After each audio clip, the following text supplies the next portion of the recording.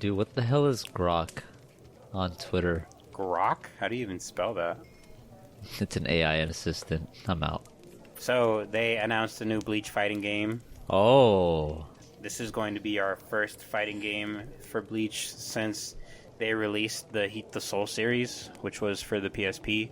I think there was maybe one or two that came out on, like, I want to say maybe PS2, PS3, I don't remember. But for sure they were mostly on the PSP. This one looks really cool. It looks really cool. Graphics-wise, it's definitely what I was looking for a Bleach game. Like, they definitely went all out with this shit. It looks super dope. The main controversial thing about this game is that the actual mechanics for fighting is non-traditional. We don't have a health bar. We have what's called Kompaku. I think what it is each character or each player has a total of 9 Kompaku, and you're trying to get it down to 0.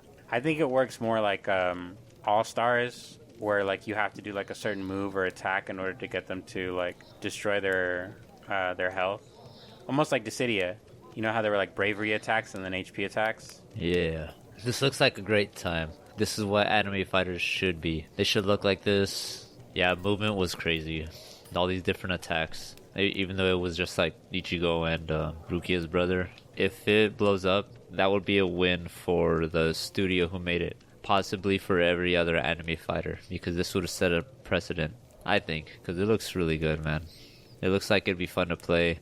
Would you say like it has like that bravery factor like Dissidia? Like there are like, from my understanding is like you have to do regular attacks to like gauge up your like your soul skills or like your Zanpakuto skills or whatever it's going to be. It looks like from there, like, you know, you awaken or evolve or whatever, like just basically do your special attacks or your super attack to try to get them to like get down to 0. So like not really that much different from a normal fighters, but I think the involvement of having to use special moves specifically to destroy their health versus just doing regular attacks, like that's what makes it more Dissidia-like, if anything. Yeah.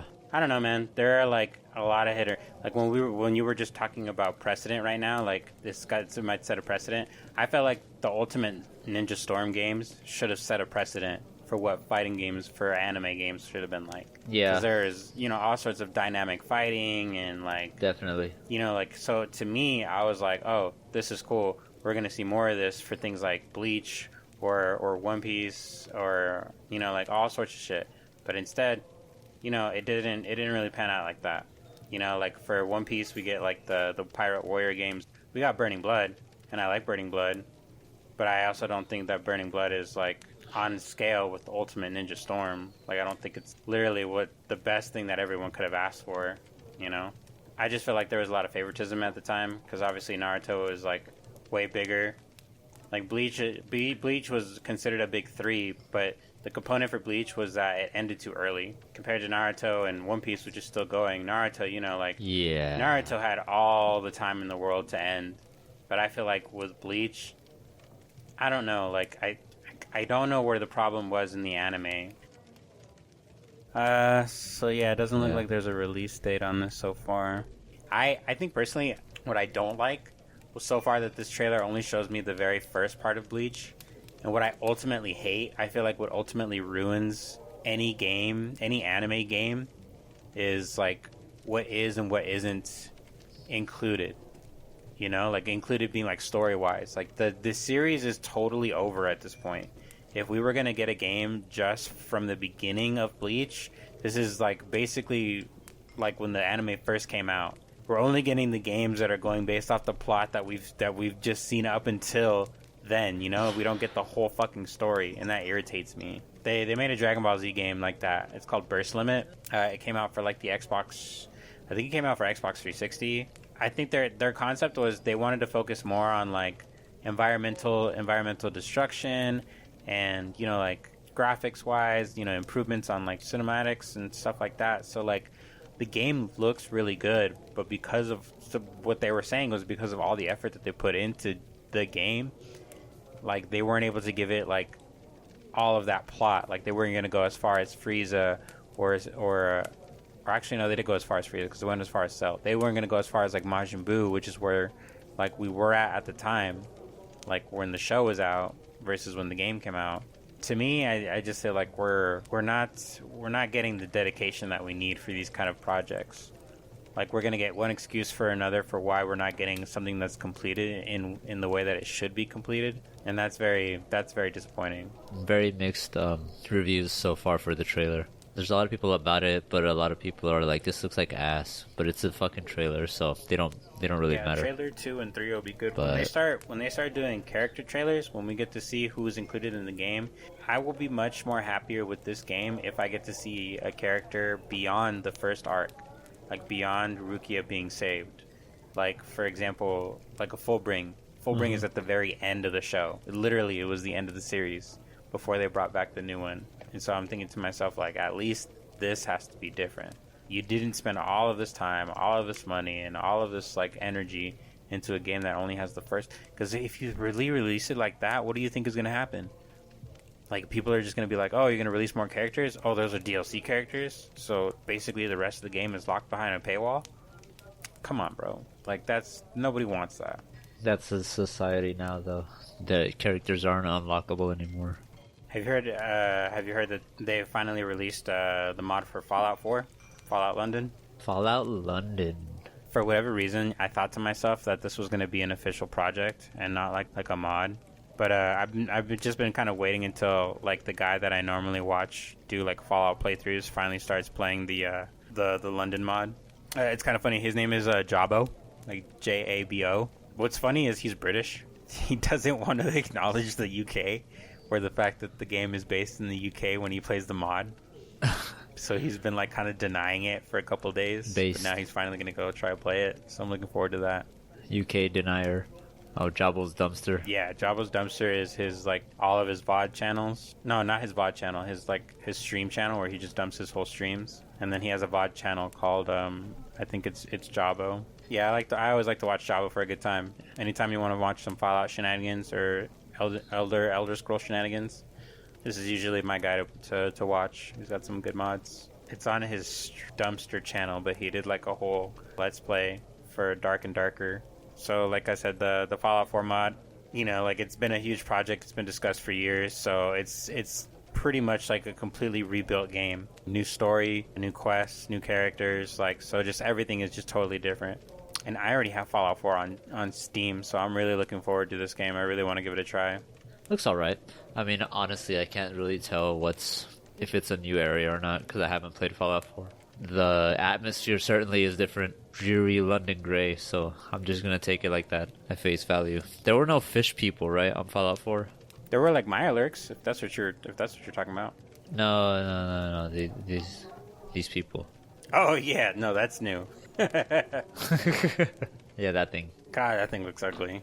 For those listening auditorially, this is it looks like a grown woman with Harlequin's disease. It looks like the haunted mask from Goosebumps. Everything looks it's kind of different from the regular Fallout world. Kind of reminds me of New Vegas, just like the gray atmosphere, or like I guess this is pollution. Yeah, it looks pretty cool. I gotta play Fallout 4 first before I jump into anything like this. Right now I'm playing Skyrim, so that's probably not going to happen anytime soon. Yeah, Fallout 4 is great. This is probably the last time I'm going to be playing Skyrim. Until you get a Steam Deck. Oh my god. That's probably going to happen. So, on the list of people in the world who deserves an animation for their comic book, it would be Keanu Reeves. And the universe has given it to him because his comic, Berserker... Skibbity Riz with the Gat, Jesus Christ. So this fall, 2024, anime production for Berserker will begin. From Production IG, they made Haikyuu, Ghost in the Shell, Psycho-Pass, the movies, actually. So yeah, that's pretty cool. Looks like they produced a lot of... which Ghost in the... Oh, it was the original Ghost in the Shell. Yeah, so they got some good things. I like how people also ask, is Production IG good? Is Production IG Wit? What does that mean? Oh, Wit Studio. So I guess it's under a bunch of stuff. Well, that's cool. I didn't read it. I don't know if you did, Oscar. It's an immortal warrior known as the Berserker, and he's just trying to die, going through different time periods. I don't know why he's trying to die, but it sounds pretty cool. The guy on the cover looks like Keanu Reeves, sort of, from Skibbity Riz with the Gat. I don't know what age this is. The age where they drew on jars. So like the Roman, Greek. It honestly should be animated like Metalocalypse. That shit would look so clean. That'd be pretty cool. Hopefully Keanu Reeves is the Ned's Guts. Yeah, we would be all here for that. Have you started Freerun? Like the manga? No, have you? No. I forgot there was no source to this, so I don't know why I'm bringing it up. Dude, that picture he shared was so funny. All right, moving on. Yeah. You're fucking hilarious, Daddy. dude. They announced the next season pass for Mortal Kombat. It's going to be called Chaos Reigns. The trailer for it was fucking sick. They were releasing the new characters for the lineup. Some of them are going to be incorporated in the new story. And so this is just a continuation from where they left off. They're releasing 6 characters in the new season pass. 3 are going to be original characters. 3 are going to be guest characters. Is that Jackie? Everybody thinks it's Jackie, but it's not. It's one of the girls from like the in Mortal Kombat. They have like a female warrior army. It's one of those girls. I don't know if she's another character that's now like just taking on the mantle of Cyrax. Yeah, she had a big Cyrax vibe to her. And then it's like this. Cyrax is the yellow one, right? Yeah, Cyrax is the yellow one. Sector is the red one. This black guy right here is Sub-Zero from the base game. Noob Saibot. So it's Noob. It's Noob, yeah. Yeah. So who else is a new character? I mean, the returning character. Returning characters. Like this guy, he's from the PS2 games. In this game, in the reboot, Scorpion and Sub-Zero are brothers. That's pretty cool. Fucking Noob Saibot, dude. They just basically merged like a plot of like Mortal Kombat with the Infinity Stones. That's what I'm feeling. Oh, shit, dog. Oh, dude. Conan the Barbarian, that's funny. Dude, that's so good. The Terminator, dude. Dude, yeah, T2. Oh, that's not the best part. Oh, but animalities. yeah, they added animalities for that's free. Cool. That's awesome. For free, too. That's a dub. Ooh, fuck. There is a store in Mortal Kombat 1 that you have to, do the whole, like, I'm going to pay real money for this fake money and then spend fake money on the store. One of the things that I'm afraid of, because they didn't get into the specifics, is if the animalities are going to be locked behind these paywalls because they're technically free to everyone. Like, you don't need the expansion to get it, but you still need to actually pay for it. I don't know if that's to be determined exactly or not. That's pretty nice. You guys are hopping back on. Oh, definitely. Now that I got that fight stick, man, I'm going to definitely give my best shot. I'm just going to pick up some bread and butter moves for some characters that I want to try to use. Like, Homelander, I heard, is just totally broken. Like, they've had to try to nerf him twice, and he's still broken. Like, he's still, like, basically the top-rated character. They can't nerf Homelander, bro. He's too strong. It's the milk, bro. It's the milk. That milk is anti-nerf software. He can only go up. You think they're going to add animalities to the DLC characters? That might be, honestly, where they have you spend money. I think I might be okay with that. Yeah. I don't want to say that makes sense because that just gives them an excuse to make it okay, but that was kind of the same route that they went with, like, what do you call it? Was Super Smash Brothers with Ultimate? You know how they came out with all the amiibos for everybody, and then the DLC characters, they didn't have amiibos until, like, pretty much after everything was said and done. I don't really know if that's kind of the same analogy exactly, but that's just kind of what it makes me think of. Like, just kind of, like, releasing things for characters, even though the other characters had them later on down the line. But, I mean, in this case, it's like amiibos were always going to be separate. But, yeah, there's always not a lot included when the DLC characters are released. They don't really get a lot of, like, I want to say, like, unlockable items, usually the season that they premiere. It's not until, like, probably, like, the season after or whatever where they'll get added to, like some stuff on, like, the seasonal pass. So, like, you have to play the game. No one gets to, like, pay to level up, you know? Got to do the fights. You got to go online. Nobody buys their shit. Everybody earns it. Mm-hmm. Are you still on your new character right now? Yeah. I'm at the Irithil. Where are you at? Right before I'm about to fight Pontiff's dog. At the gate. Did you get the doll the gate already? of Irithil, but I don't have the doll. Oh, okay. No. Yeah, you're not going to be able to pass through it. Oh, actually, yeah, you can pass through it. You just won't. No, I'm sorry. You can pass through the bridge, but you can't get into the city. But yeah, you fight that dog, because I fucking hate that dog. We're going to have a chicken battle anime called Rooster Fighter. I hope it's just going to be the chicken just bagawking instead of, like, dialogue. I never read the manga. Just by the name already, I already know I'm going to like it. Like the way I kind of like JoJo. Just for the ridiculousness of it. Yeah, this trailer looks nuts. And who would have thought the chicken would be the next Phoenix? Because with the fall of Rooster Teeth, we get Rooster Fighter, and he's here to fuck some shit up. It's gonna be a good time, you know? This is one of the fucking couple of ridiculous animal animes coming out pretty soon, so there's this one, there's chimpanzees versus terrorists, there's My Neighbor Shokotan. Remind me what that one's about? Deer Girl. Oh, the Deer Girl? If you like animals or if you're a furry, this might be pretty awesome. A chicken kicking ass. I mean, where are we, dude? Oh, and then we got that fucking announcement. Plus-sized elves. What is happening, dude? My fetish is what's happening right now. Who's green-lighting these animes, bro? The post I saw... So the real name is Plus-sized elves, but somebody fucking decided to be a comedian and put fat-ass elves, and then just put the title card for that anime, and I'm just... Who let them type this out, bro? That can't be like the Americanized English name for this anime, because this God, man, I don't know what to say anymore. We have come so far, but I didn't think this was a line we would get to. I can do chimpanzees versus terrorists. I can do a deer girl, but I'm done talking. Go on. No, I agree with you. Some of these ideas are really like out there. Don't get me wrong. Like I said, fat ass elves or plus size elves, really like. Because honestly, with the title like fat ass elves, I'd be like, bro, I'm in. Like, say less, dude. Like, I'm fucking in, bro. Like, I can just tell, dude. Like, some of this shit is gonna be totally like, what do you call it? Oh, fan service. Fan service. There you go. Thank you. I'm sure all of us, even party excluded, are gonna like just watch this, critique it, but also, you know, be there for a good time, because just by like the title, like not even for plus size elves, but for like everything else, it's all of this is gonna be like a wacky time.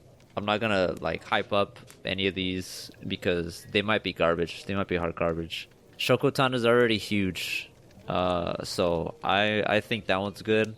Chicken Battle looks fucking epic. The Santa manga, that looks pretty cool, but you know, like, I didn't read the manga. Sanda, I think it's called, right? Sanda. I don't know how much you can do with the Santa shtick, but in the world of manga and anime, like, you can pretty much do anything you want. That's what drew me to it. So we got a couple questions from the boy Mark. Thank you, Mark, as always, for providing us these questions. He sent in his questions to unversedpodcast@gmail.com. Of course, any questions, feel free to submit them as well. We'll be happy to go over them. His question is, when was the point in a game or a manga or anything like that where you felt like it was getting stale or bored and wanted to just basically move on from it? In that case, did you end up sticking through whatever you were reading or playing, or did you just end up passing on it? This question would make me feel really strongly about Dragons Dogma 2. There was like not as much allure as I thought I would get playing the sequel to a game that I've been waiting like for a decade for, basically.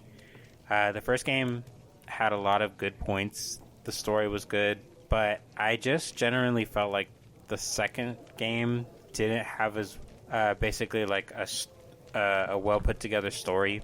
I feel like the sequel is more of a tangent really than it is like a direct sequel. I don't suppose that any of the characters from the first game were supposed to come back. And I understand, like, the game is supposed to be more, like, I want to use diverse because now we have other races and now there are more lands and, like, other things to consider, like continents and, you know, basically, like, borders, you know, like who lives where and who does what. And I get all of that. But I also feel like there could have been so much more done versus what was already done. The game just was very lackluster. There were a lot of quality of life improvements that made things like battling, like fighting, okay, but then there's still like quality of life adjustments that they should have fixed, like fast traveling, for example. Fast traveling in Dragon's Dogma works either one of two ways. You either pay to take a carriage somewhere, or you use something called a port crystal, in which case you have to use a consumable item to then use the port crystal. Fast travel is very finite. It's not like a guaranteed thing for you or your character, which I feel like games that involve a lot of traveling and real open world adventure and, real, like, I want to say dungeon diving, things like that. All of those things really should have those quality of life improvements added into them. Otherwise, the game is it's boring. Like, I'm not going to lie. I think you would have a good takeaway from this is, like, you doing Skyrim on survival. Like, yeah, like, the challenge seems fun, but after, like, let's say 30 or 40 hours of you doing the fucking game, and now you're just stuck doing, like, all the little side quests that you need to do. And I don't mean side quests like actual side quests. I mean, like, the miscellaneous missions and requests. Yeah, busy work, basically. Like, things that you have to do, like, for the Thieves Guild or something. Busy work. So having to do all of that and not having to fast travel and knowing that you have to do it for a good long while is going to be super monotonous. It's just going to make it, like, almost pointless for you to do. So you're like, I don't want to go through all that bullshit. No amount of me making the game challenging for myself is going to make it any funner for me to have to go to A to B, then back to A, and then do it 60 more times. Yeah, it sucks, but you said Thieves Guild, and those missions usually take you to a city. If you're in a city, you can fast travel. You just have to have all your bars and meters full. It works sometimes. Sometimes it doesn't want to fucking work, but yeah, at least with that. But I can see that where, like, it just takes you to if it took me in my Skyrim playthrough to, like, a random road, I'd be shit out of luck because I can only fast travel there, but I won't be able to come back. I would have to walk to, like, the next closest city. Yeah, like, when it's stuff like that, I can see where you would drop off, because it does get, like, super tedious just walking everywhere, especially, like, if your quick save is just your last quick save was when you started walking and you made it to a certain way and you have to fucking go all the way back. Dragons Dogma thinks it's very clever with the amount of realism that it puts in, thinking that it makes it, like, all the more better.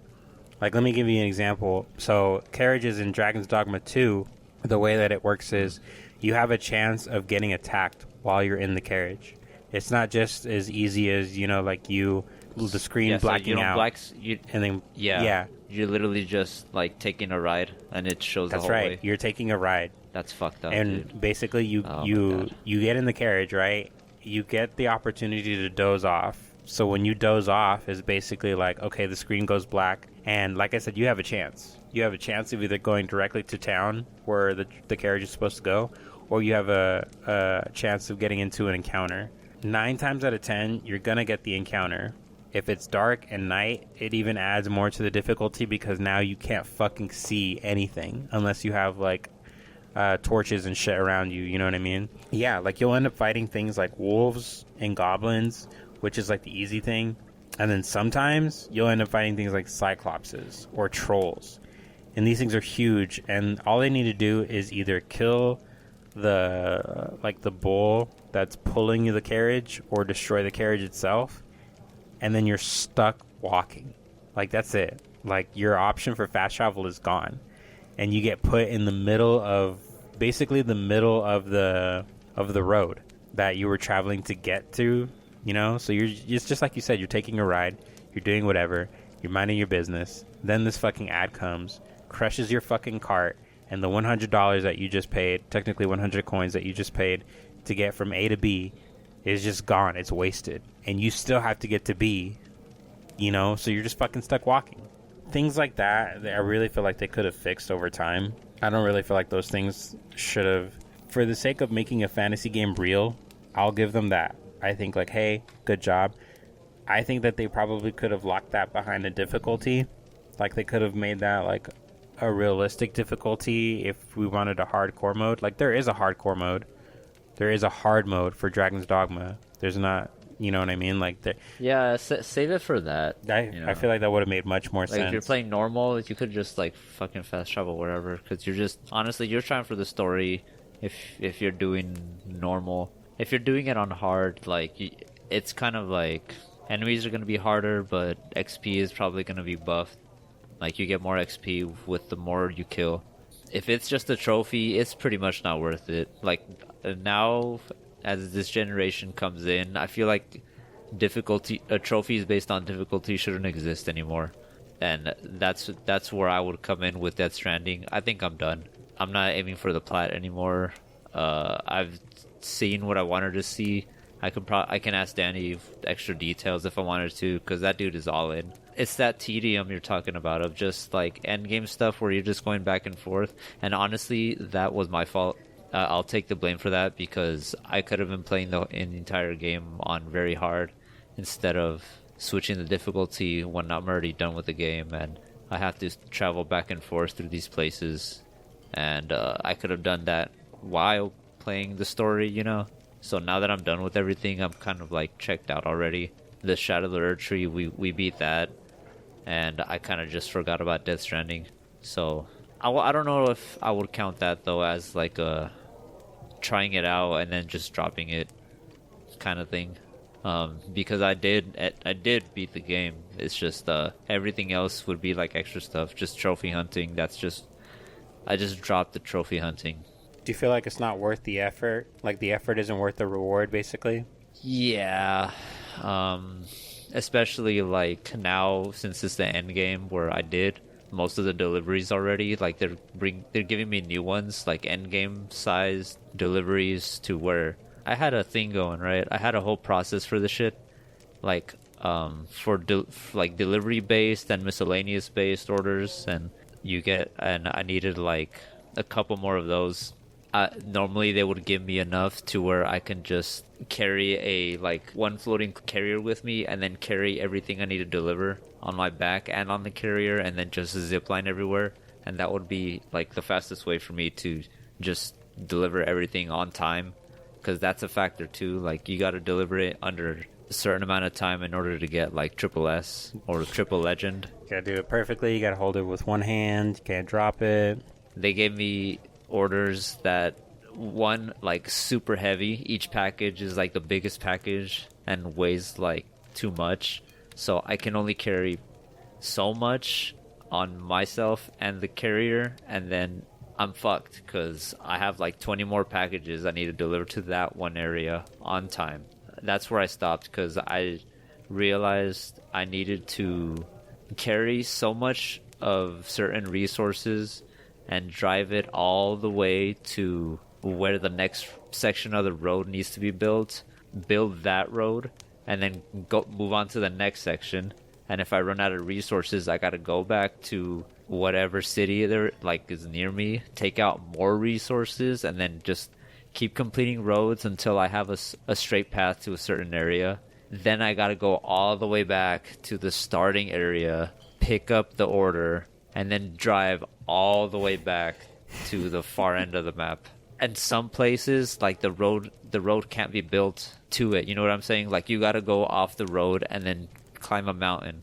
And climbing mountains in the trucks, all right, most of all, is like the most fucking annoying thing of the game. Once you're at an incline, the truck just fucking does whatever it wants. Like if you back up and try to turn one way, somehow the truck's still moving forward and moving the opposite way. It's gonna be a lot of frustration because a lot of the times I don't make it, and it's just by a couple seconds. And those couple seconds was me struggling to get up the hill. So that happens more than one occasion, and I'm just not doing all that. It was a good game. It's just I messed up on it. I could have been playing very hard this entire time.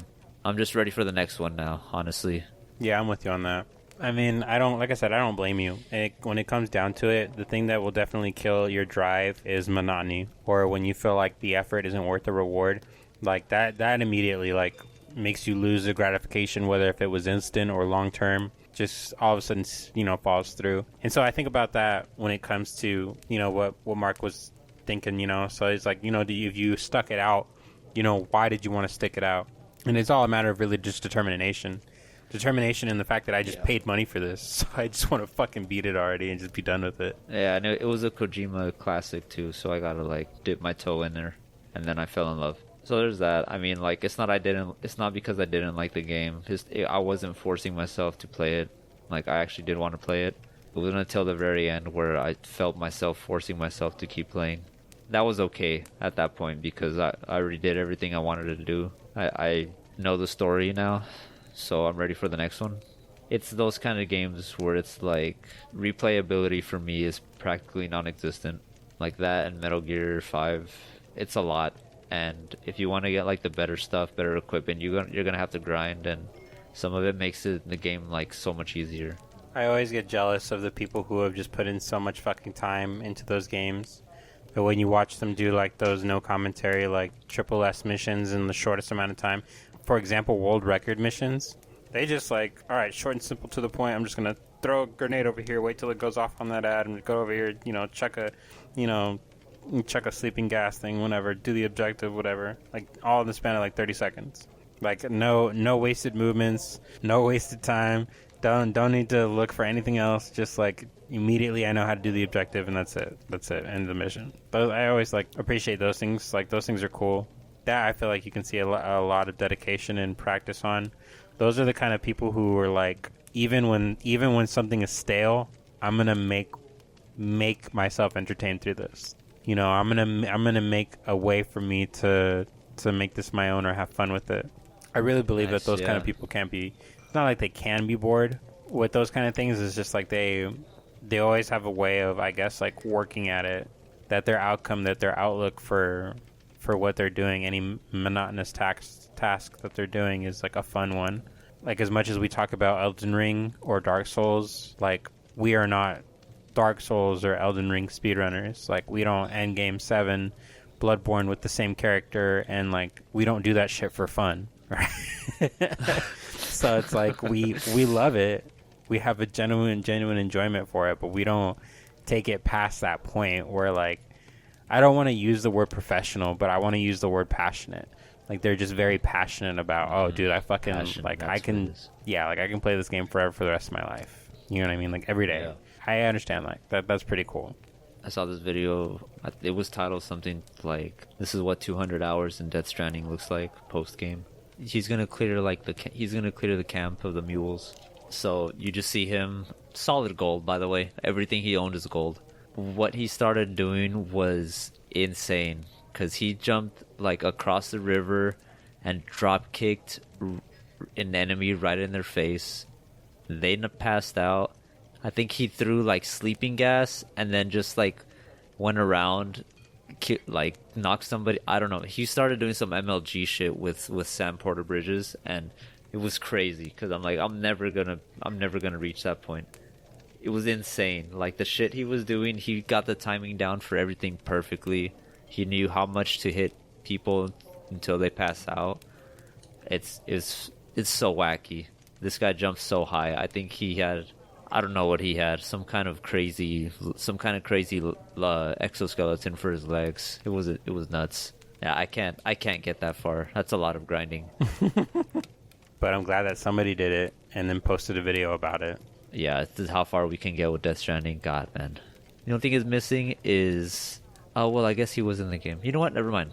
Kojima did put himself in the game, so that's fine. Oh yeah. It reminds me of the videos that you're talking about. Like, also remind me of like those videos that people put out, like when they're just trying to do like no hit runs or no damage runs.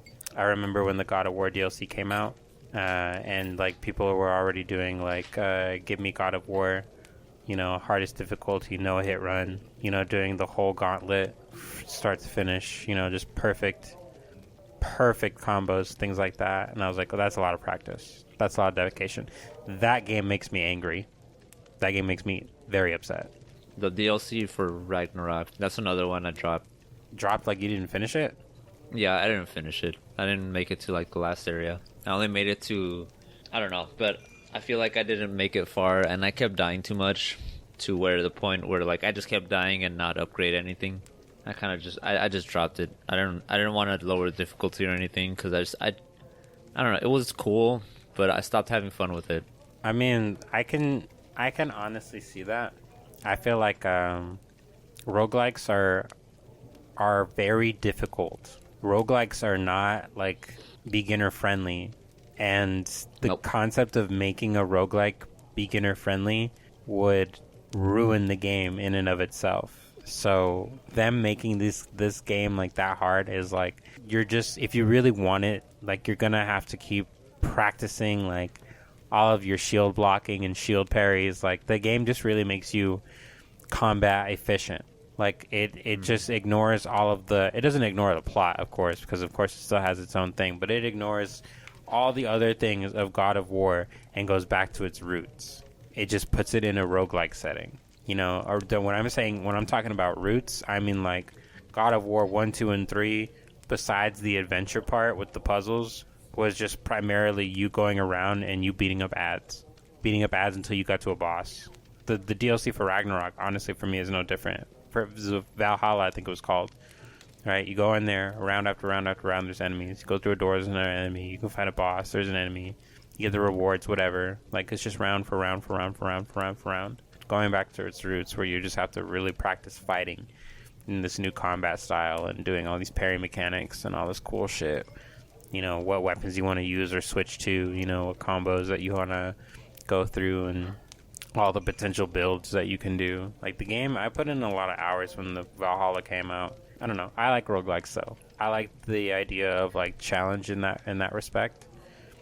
Like, I get really frustrated, but eventually, like, you know, just like everything else, like the gratification from me putting in all that time and effort, learning how to perfect parry, learning how to shield parry and block and do all those like counters and things like that, it makes it cool. Like, I remember the first time that I beat the boss for Valhalla, and like just basically, you know, like unlocked some rewards and stuff like that, and then it's a lot of adrenaline. It's really cool.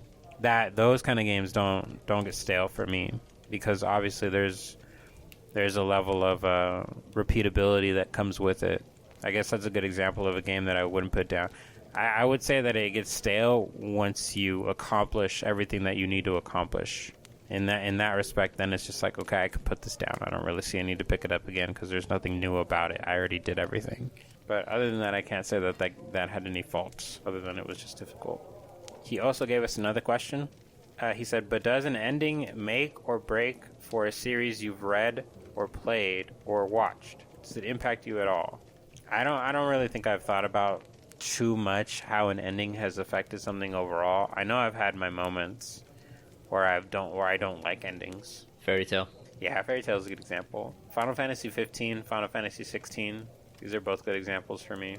Yeah, those games I feel like were really good in for their concepts and all that good stuff. But like, God, the ending is just like really shits on my fucking vibe, man. It really made me feel like, for those two games specifically, like all the time and effort and energy that I put into all amounts for nothing.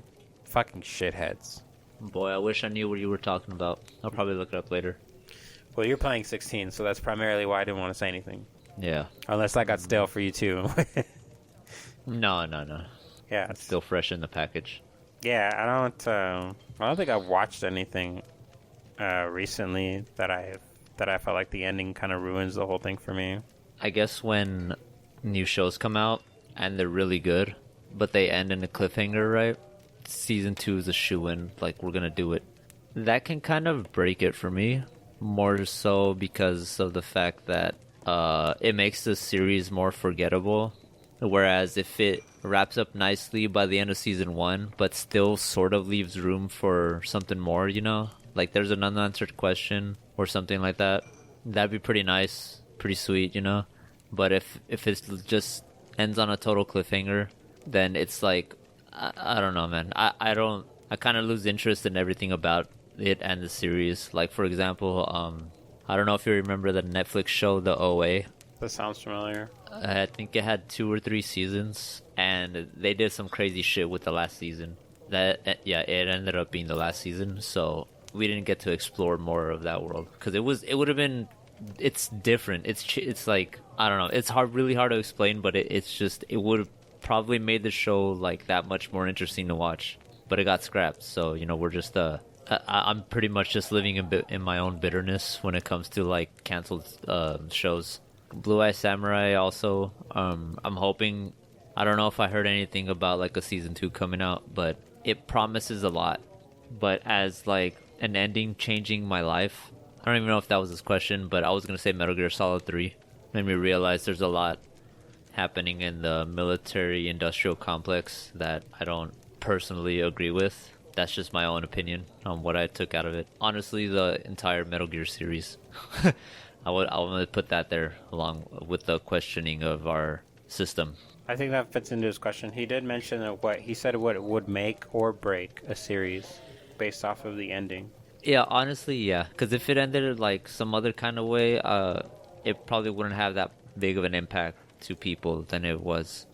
Like, if you go back and watch certain codec calls from Metal Gear Solid 2, it's gonna be so uncanny how close it is to our current time right now, because it was all about like the flood of misinformation and how nobody will be able to tell the difference. Everybody's gonna have a voice, and because of that, there's gonna be a lot of incorrect information, and people won't know the difference.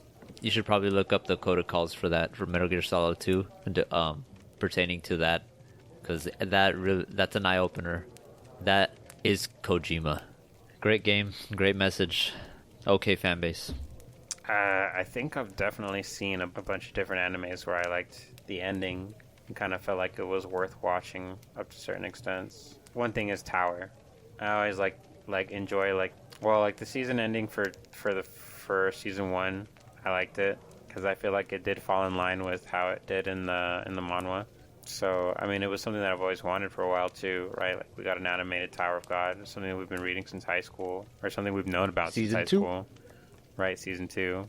I think One Piece, not so much the ending, or I think the movies is what made the series like, oh shit, this is some actual content. This is good content. And then I asked my friends, I'm like, right? This is good content. And everybody else was like, oh yeah.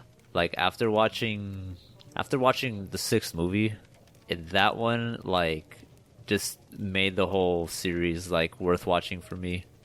Just because of the fact that, like, one by one, Luffy loses his crewmates. I gotta watch the movie again, but that's what I took out of it. And just the emotions going through, it's like, these people have been together for a while, and they'll continue to be together for a while. So I want to check out what their adventures are going to be like. And then I watched movie 10 after that. I kind of skipped around with the movies. Strong World was fucking incredible, and then I heard they're making more movies, and then, but by that point, like, I was already in love with the series. I rewatched it. I can't tell you where they were when I started rewatching it, because I don't remember, but because I was like at a random anime binge at that moment. I was watching a bunch of indie animation. Well, not indie. Like one season animes. And I came across One Piece again because I remember watching that from when I was a child. And then again in middle school, I guess I picked it up. Or no, my bad. In high school, I picked it up. So I wasn't really in love with it yet. But until I watched movie 6, that's when it made practically the whole series for me. Like, I don't care how dumb the One Piece is gonna be at the end, but it really is the friends we made along the way. God damn it. Again, feel free to submit any questions over to unversedpodcast@gmail.com. Well, alrighty, guys, I feel like that's gonna wrap it up for this episode. Alright, everybody, you have a nice night. Thank you so much, and we'll see you on the next one.